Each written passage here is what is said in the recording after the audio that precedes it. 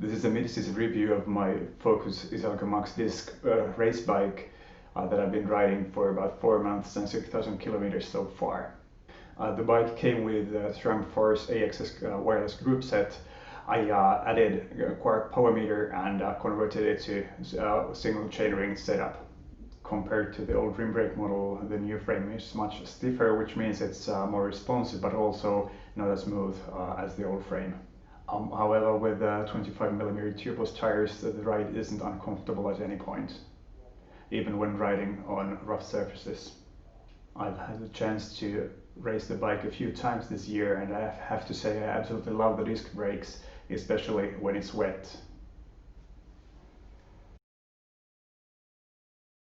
I ordered a 48-tooth one-by chainring from Garber because SRAM doesn't make chainrings larger than 46-tooth to go with the power meter.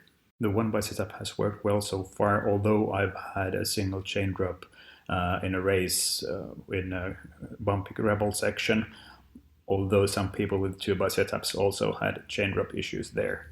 And the only real issue I have with the bike is the bottom bracket.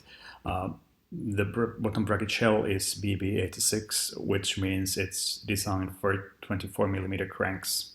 And since the crankset has the DUB axle, which is 29mm, it means that the bearings are quite thin, and adjusting bearing preload on SRAM cranks is a real pain. It's really difficult to get the preload just right. It feels that either the bearings have a little play or they're binding. So now that there's no play in the bearings, the cranks aren't spinning that freely.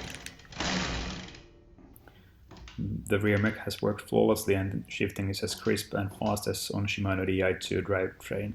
The 12-speed drivetrain is a bit noisier than the Shimano 11-speed I had on my previous bike. However, the difference is quite small if I keep the chain well oiled. I haven't noticed any difference in chain wear compared to 11-speed drivetrains. However, I tend to change my chains every 3,000 or so kilometers to avoid unnecessary wear on cassette and the chainring. All in all, I've been very happy with the bike. The only issue that I've had is with the bottom bracket, which is unavoidable if you want to use SRAM cranksets. If you're looking for a stiff and responsive race bike, this could be the one for you.